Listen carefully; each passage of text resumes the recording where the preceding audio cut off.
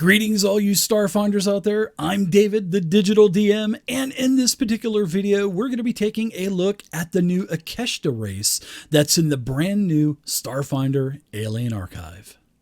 The Ikeshtis are a hardy race of lizard folk native to the deserts and hills of Akaton, and their convoluted life cycle provides the blueprint for their civilization.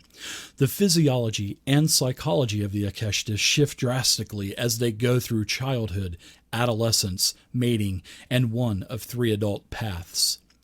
When they are hatched, Ikeshtis are little more than gaping mouths attached to tiny, emaciated versions of their adult forms. A brood of Ikeshti young will eat any organic matter they come across.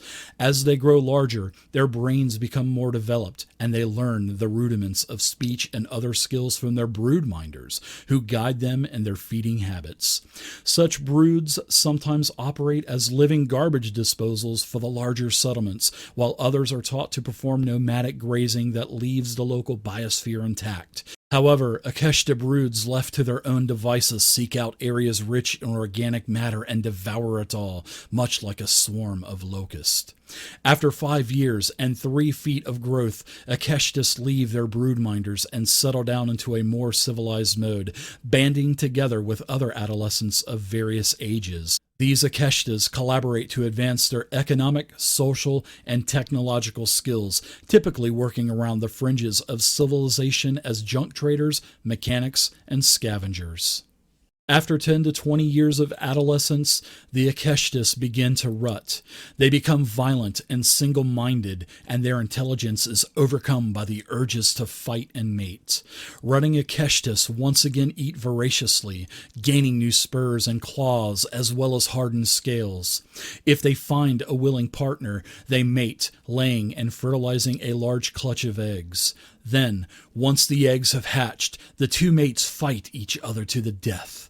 If the male survives the combat, he becomes a broodminder, and if the female is victorious, she becomes a congregant. Rutting Ikeshtis who never find mating partners continue to grow even larger and more aggressive, eventually losing their mental faculties altogether and becoming Riveners.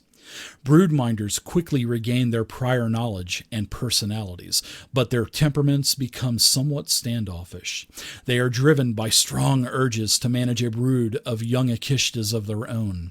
When the broodminder starts this brood, it has no instinctive preference for their own young and seeks to add even more newborn Ikeshtis to control and guide them, even killing off the weakest young to open up space for candidates who show more promise.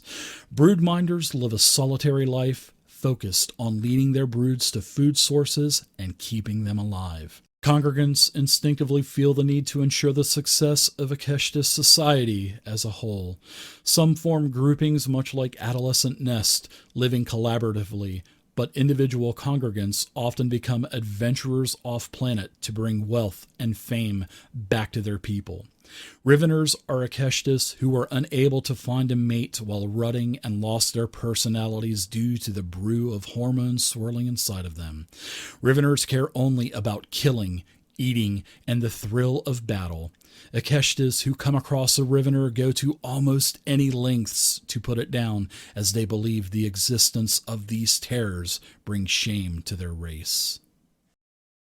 Alright, so let's take a look at the starting ability scores for the Ikeshti. Now first you'll get a +2 bonus to Dexterity, you will get a +2 bonus to Intelligence, and you will take a -2 penalty to Wisdom. Now hit points, for your hit point pool will get 4. So that gives you actually quite a bit of versatility to play a whole multitude of classes. So if you want to go with an intelligence-based class, you can definitely go with the Technomancer. You could also go with the Mechanic, because it is also intelligence-based, and plus with the Dexterity, it will help you with your Mechanic, especially with the Intelligence and the Dex. It'll help you with your ranged weaponry. The Dex will. The Intelligence will help you with your mechanical tricks. It's going to help you with all of the different science skill checks that you're going to need to make. Now, for the Technomancer, the Intelligence is going to help you with your spell attack score. It's going to help you with your bonus spells, It's going to help you with your saving throw DC, and then it's going to help you with your skill checks as well, all of your knowledge-based checks. Now, dexterity will help both, and the dexterity will help you with ranged weaponry and your defenses. And if you decide to get a little stealthy with either or, then you can have a little bit of a bonus to your stealth, sleight of hand, and also your acrobatics checks. So if you want to take advantage of the +2 to dexterity, then think about going with the operative. It is a dexterity-based class, and it is going to help you with your ranged weaponry. It's going to help you with all of your checks that we've mentioned, your stealths, your sleight of hands, etc. It's also going to help you with your defenses. The intelligence will actually help with your skill ranks per level and any type of intelligence-based knowledge checks, stuff like that. Now, the wisdom really isn't going to affect any of those classes that I've mentioned, and with the 4 hit point pool base, that will make you just about on par with all of the other races. Don't forget to take advantage of those themes, because that is a good way to make up for an ability score that you're not going to get with the Ikeshti. So for example, if you want to play a soldier, then take the mercenary theme to make up a little bit of that strength. If you do decide to play a mystic, which would not be the best choice in my opinion because of the -2 to wisdom, then you could go ahead and take the priest theme, and you would only start with a -1.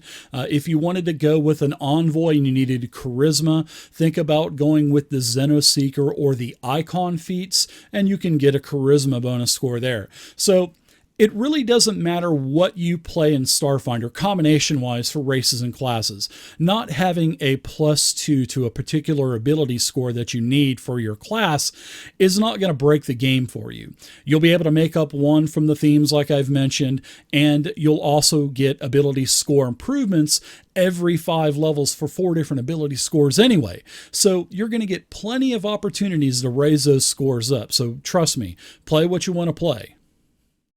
So let's dig into these racial features for the Ikeshti, and you'll get these all at level 1.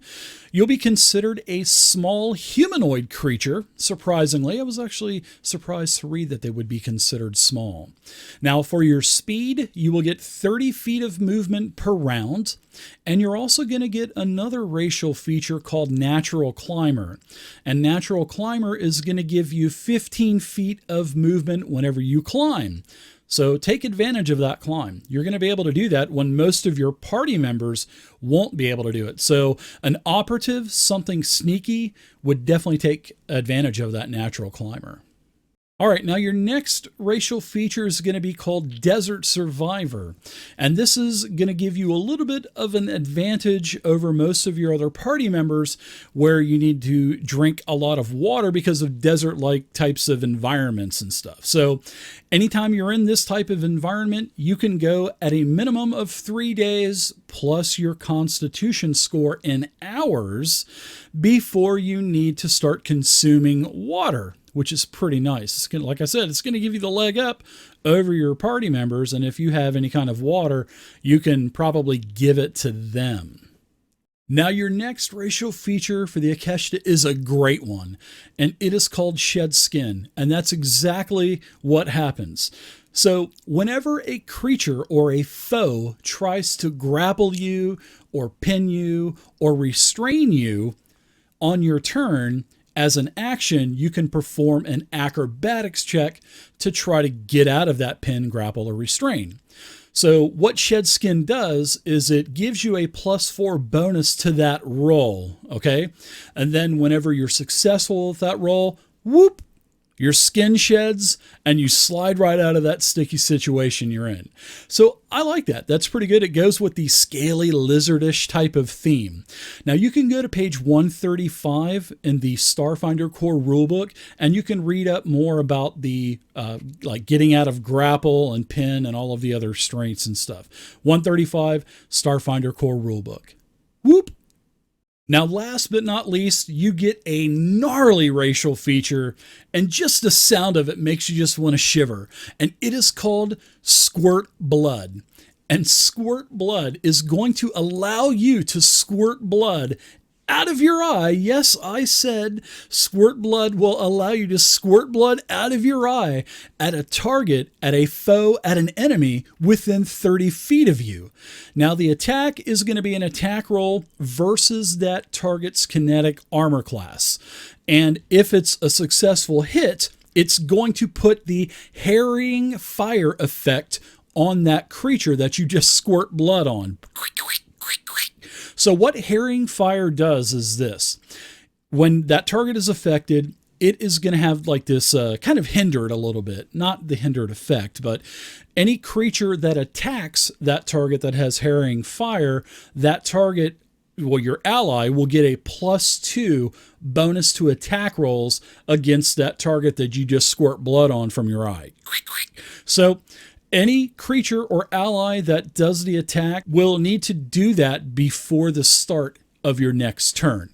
Now, you can do this one time per day, and you can do this as a move action, but wait, there's more to this. Every 5 levels, you can do it again. So at level 6, you can do it 2 times a day. At level 11, you'll do it 3. And then finally at level 16, you'll be able to do it up to 4 times a day. So that's pretty cool. Take advantage and squirt that blood. So there you are, everybody. That is the Ikeshti race from the brand new Starfinder Alien Archive. Now, down in the comments section below, I want to know what you guys think of those cool little sound effects I made. No, seriously. I want to know what you guys think of the Ikeshti race. What classes and themes would you use with the Ikeshti? And how do you like those racial features, huh? Pretty cool. Getting rid of your skid, shedding your skin, and also squirting blood out of your eye. I like that.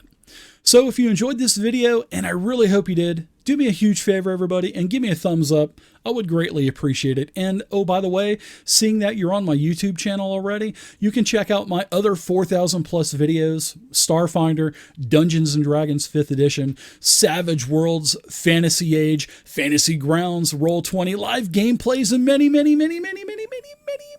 more. So once again, everybody, my name is David, the Digital Dungeon Master. And until next time, happy gaming and keep it savage. And keep it safe, too.